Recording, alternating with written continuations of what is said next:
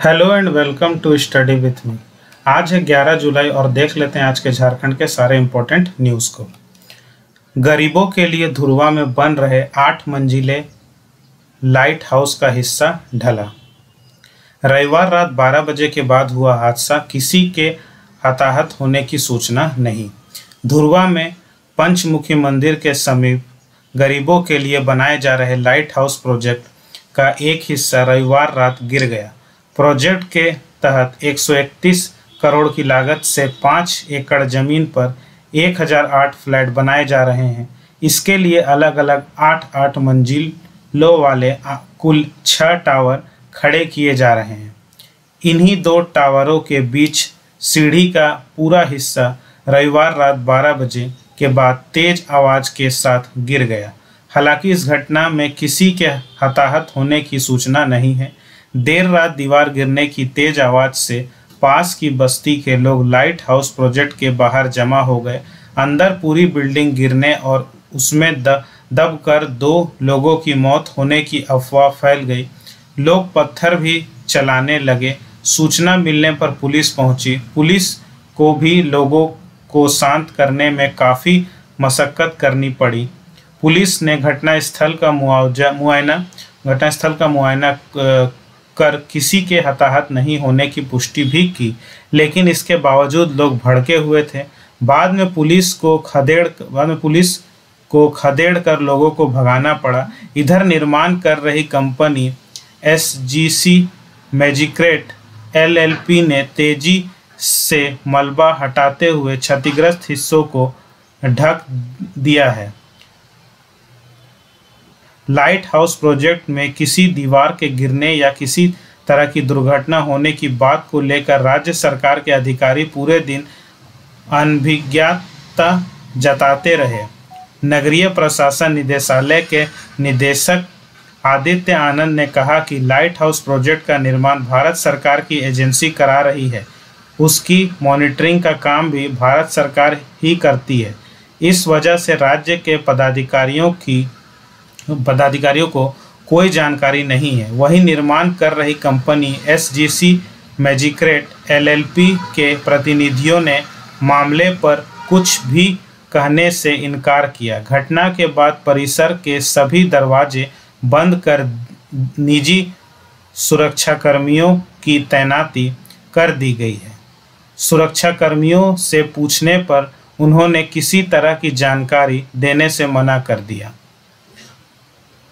2 के दबने की अफवाह पर लोगों ने की पत्थरबाजी, पुलिस ने खदेड़ा। धुरवा में पंचमुखी मंदिर के समीप चल रहे लाइट हाउस प्रोजेक्ट का काम निर्माण कर रही कंपनी ने तेजी से मलबा हटाते हुए क्षतिग्रस्त हिस्से को ढक दिया। देश के चुनिंदा 6 शहरों में ही चल रही है लाइट हाउस प्रोजेक्ट। तैयार हो रही है 315 वर्ग फीट में 1008 आवासीय इकाइयाँ। ठीक है, तो अब आगे देखते हैं क्या होता है।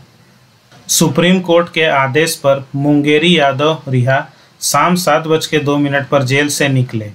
साहेबगंज में हुए अवैध खनन घोटाले में ईडी के गवाह पत्थर व्यापारी प्रकाश चंद्र यादव उर्फ मुंगेरी यादव को सुप्रीम कोर्ट से क्राइम कंट्रोल एक्ट में राहत मिल गई है। उन्हें मुफस्सिल व राजमहल थाने में दर्ज सभी मामलों में जमानत मिल गई है। सुप्रीम कोर्ट ने सोमवार को मुंगेरी यादव की ओर से दायर SLP पर सुनवाई के बाद झारखंड सरकार को आदेश दिया था कि शाम 5 बजे तक उन्हें रिहा करे और कोर्ट को इससे अवगत कराए। इस आदेश के बाद कागजी प्रक्रिया पूरी करते हुए मुंगेरी यादव को शाम 7:02 पर साहेबगंज मंडल कारा से रिहा कर दिया गया। उन्हें जिला पुलिस की गाड़ी से सुभाष कॉलोनी स्थित उनके आवास पर पहुंचाया गया। साथ ही राज्य सरकार की ओर से इस बाबत सुप्रीम कोर्ट को भी सूचित कर दिया गया। साहेबगंज पुलिस ने मुंगेरी यादव को 29 जुलाई 2022 को रांची से पटना जाने के क्रम में बिरसा मुंडा एयरपोर्ट के समीप से गिरफ्तार किया था। उन पर राजमहल थाना में आर्म्स एक्ट के तहत प्राथमिकी दर्ज की गई थी। वहीं मुफस्सिल थाना में भी मामले दर्ज थे। साहिबगंज जिला प्रशासन ने अगस्त 2022 में उन पर सीसीए लगाया था। जिला प्रशासन की इस कार्रवाई को झारखंड हाईकोर्ट में याचिका दायर कर चुनौती दी गई। एकल पीठ ने 2 नवंबर 2022 को उनकी याचिका को खारिज कर दिया था। इसके बाद अपील याचिका दायर कर एकल पीठ के आदेश को चुनौती दी। खंडपीठ ने भी एकल पीठ के आदेश को सही ठहराते हुए मुंगेरी यादव की अपील याचिका खारिज कर दी थी। महाधिवक्ता राजीव रंजन ने बताया कि अभियुक्त पर सीसीए लगाया गया था। इसके तहत 12 माह में से 11 माह 15 दिन वह जेल में बिता चुके हैं। हालांकि सुप्रीम कोर्ट के आदेश पर उन्हें रिहा कर दिया गया। जेल में बंद मुंगेरी यादव की तबीयत बिगड़ने पर उन्हें रांची रिम्स में भर्ती कराया गया था।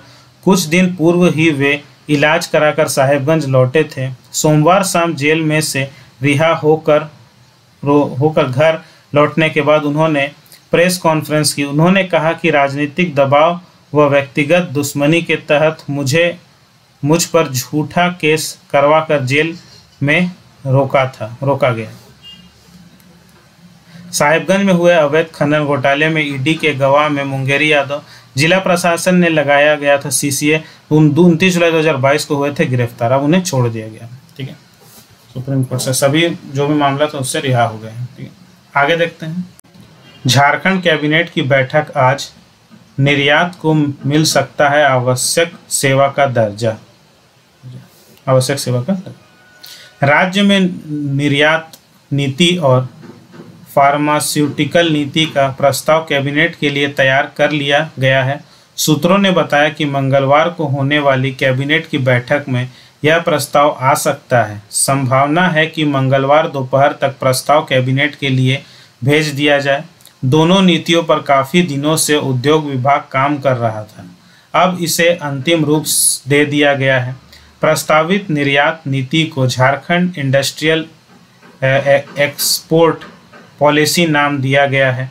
इसके तहत झारखंड में कोई उद्योग यदि निर्यात करता है तो उस उद्योग आवश्यक सेवा के रूप में घोषित किया जाएगा। इसमें प्रावधान किया गया है कि निर्यात कराने वाले को आवश्यक सेवा के रूप में घोषित किया जाएगा। इसमें प्रावधान किया गया है कि निर्यात कराने वाले उद्योगों को ऋण राशि में 5% सूद की दर से 5 वर्षों तक छूट दी जाएगी। इसमें 50 लाख रुपए प्रति यूनिट तय होने का प्रावधान होगा।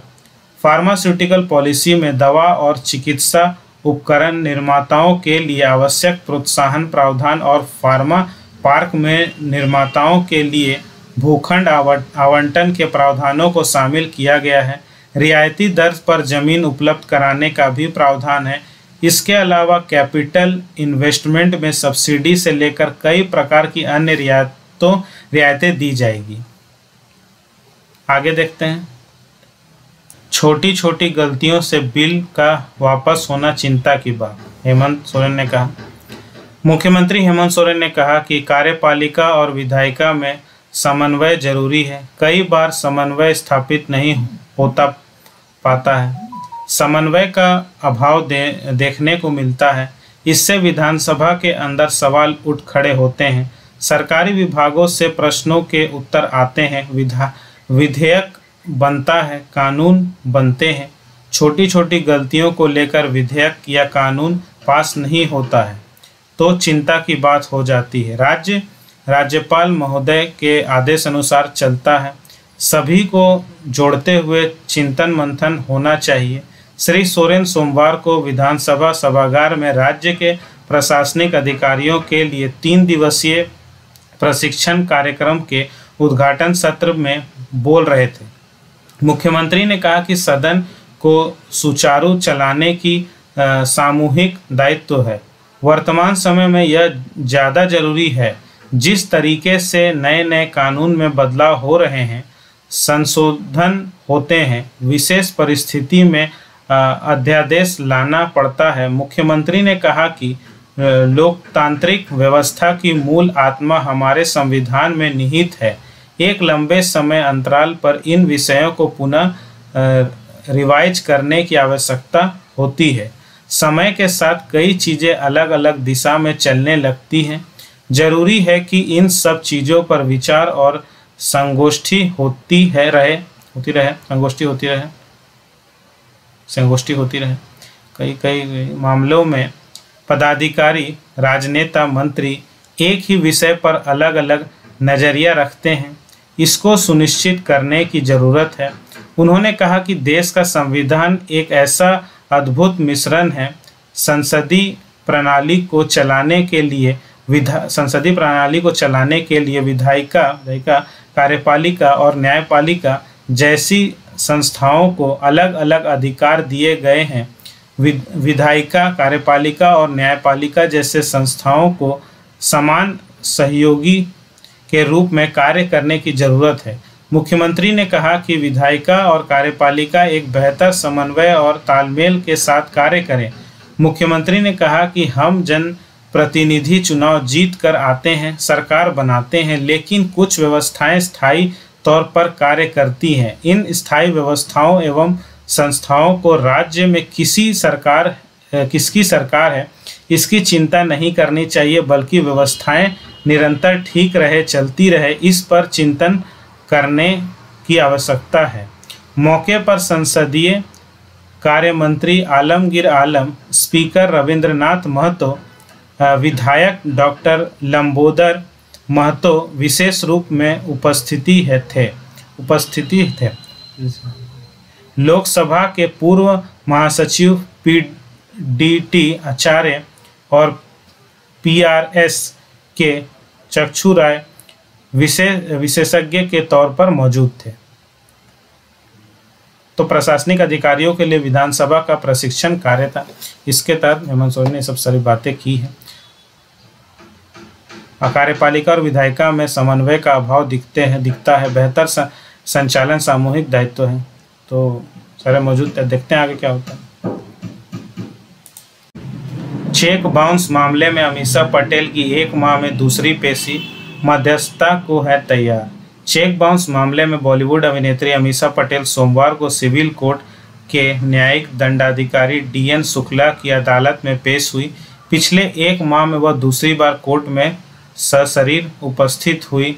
उन्होंने कोर्ट में कहा कि उनके ऊपर धोखाधड़ी के सभी आरोप गलत हैं। वहीं याचिकाकर्ता अजय सिंह की ओर से मध्यस्थता से मामले को सुलझाने का आग्रह किया गया। इस पर अमीषा पटेल ने अपने प्रतिनिधि के माध्यम से मध्यस्थता में उपस्थित होने की बात कही। अजय सिंह के अधिवक्ता P स्मिता के विरोध जताने पर अदालत ने प्रतिनिधि के माध्यम से मध्यस्थता में उपस्थित होने के मामले को खारिज कर दिया। बाद में अमीषा पटेल की ओर से अदालत में आवेदन दिया गया कि वह मध्यस्थता में सशरीर उपस्थित होंगी। अगली सुनवाई 26 जुलाई को होगी। यह है मामला। अरगोड़ा निवासी अजय सिंह ने यह केस 17 नवंबर 2018 को CJM कोर्ट में दायर किया था। आरोप यह है कि म्यूजिक मेकिंग के नाम पर अमीषा पटेल ने उनसे 2.5 करोड़ की राशि ली, लेकिन म्यूजिक मेकिंग की दिशा में कोई कदम नहीं उठाया। बदले में जो चेक दिए वह बाउंस कर गए।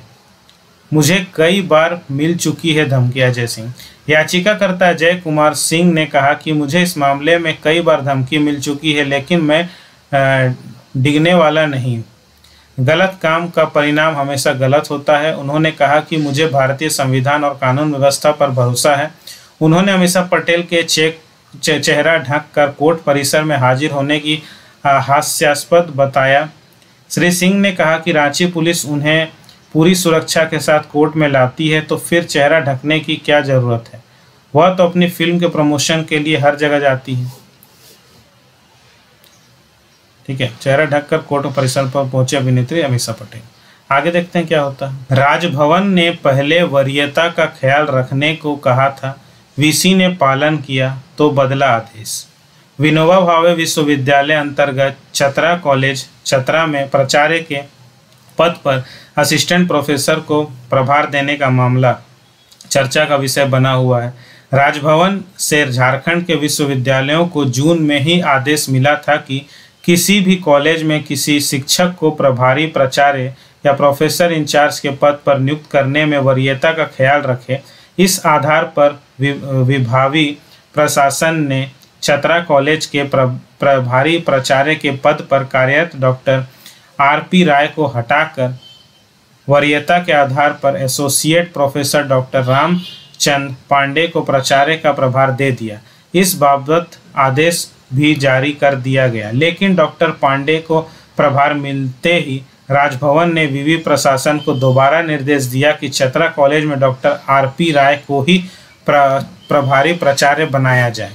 राजभवन से दोबारा मिले निर्देश के आलोक में विनोबा भावे विवि के कुलपति ने राज्यपाल के ओएसडी को पत्र लिखकर बताया भी कि डॉक्टर आर.पी. राय असिस्टेंट प्रोफेसर हैं और पीएचडी भी नहीं है। वहीं कॉलेज में पीजी तक की पढ़ाई होती है। ऐसे में वरीयता के आधार पर डॉक्टर रामचंद पांडे जो पीएचडी भी हैं और एसोसिएट प्रोफेसर हैं को ही प्रभारी प्राचार्य बने रहने दिया जाए। लेकिन कुलपति की बात अनसुनी कर अपने ही पत्र का उल्लंघन करते हुए राजभवन ने डॉक्टर राय को ही प्राचार्य का प्रभार देने का निर्देश दिया। अंततः 3 दिन बाद ही विवि प्रशासन को अपना आदेश वापस लेते हुए डॉक्टर पांडे को हटाकर डॉक्टर राय को प्रभारी प्राचार्य बनाना पड़ा। फिलहाल विवि में इसे लेकर काफ़ी चर्चा हो रही है। इस बीच झामुमो छात्र संघ के अध्यक्ष चंदन सिंह ने राष्ट्रपति, प्रधानमंत्री और झारखंड के राज्यपाल को पत्र भेजकर विस्तृत जानकारी दी है। साथ ही आग्रह किया है कि कोई भी कार्य विवि के नियमानुसार ही किया जाए। मामला चतरा कॉलेज के प्राचार्य पद का प्रभार असिस्टेंट प्रोफेसर को देने का है। अब देखते हैं कि क्या होता है। इस पर हर जगह पॉलिटिक्स ही खेली जाती है, क्या हो रहा है पता नहीं। आगे देखते हैं क्या होता है। रेलवे से सिरमटोली मैकॉन फ्लाईओवर को क्लियरेंस। सिरमटोली मैकॉन फ्लाईओवर निर्माण के लिए रेलवे ने अनुमति दे दी है। पहले रेलवे ने फ्लाइंग करने के लिए अनुमति दी थी, अब निर्माण कार्य के लिए क्लियरेंस दे दिया है। इसके बाद अब किसी तरह की अड़चन नहीं है। फिलहाल मौजूदा ओवरब्रिज के ठीक नीचे फ्लाइंग के बाद पियर निर्माण का काम किया जा रहा है। सारे पियर तैयार हो जाने के बाद आगे का काम किया जाएगा। ऐसे में अब रेलवे से संबंधित किसी तरह की समस्या नहीं होगी। इधर सिरमटोली से पटेल चौक की ओर गार्डर लगाने का काम अंतिम चरण पर है। वहीं राजेंद्र चौक से मैकॉन चौक की ओर भी गार्डर लगाने का काम हो रहा है। आगे देखते हैं क्या होता है। तो ये था आज का हमारा न्यूज़ सेशन। आई होप सारे न्यूज़ आपको अच्छे समझ में आ गए होंगे। वीडियो पसंद आता है तो वीडियो को लाइक करिए, चैनल को सब्सक्राइब करिए। सब्सक्राइब करने के साथ साथ बेल आइकन को जरूर दबाइए ताकि हर वीडियो की नोटिफिकेशन आप तक सबसे पहले मिल सके। ज़्यादा से ज़्यादा लोगों तक शेयर कीजिए ताकि सभी लोगों तक झारखंड के इंपॉर्टेंट न्यूज़ पहुंच सके। हमारा 2 न्यूज़ सेशन आता है, एक मॉर्निंग में आता है, एक शाम में आता है। शाम वाले को मैं संध्या न्यूज़ के नाम से पढ़ाता हूँ। दोनों में मैं झारखंड के जो भी इंपॉर्टेंट न्यूज़ होते हैं उसे मैं कवर करता हूँ। जिन्होंने सब्सक्राइब नहीं किया वो सब्सक्राइब जरूर कर ले, बेल आइकन को जरूर दबा दें ताकि हर वीडियो की नोटिफिकेशन सबसे पहले उन तक पहुँच सके। तो मिलता हूँ आपसे नेक्स्ट वीडियो में, तब तक के लिए जय हिंद।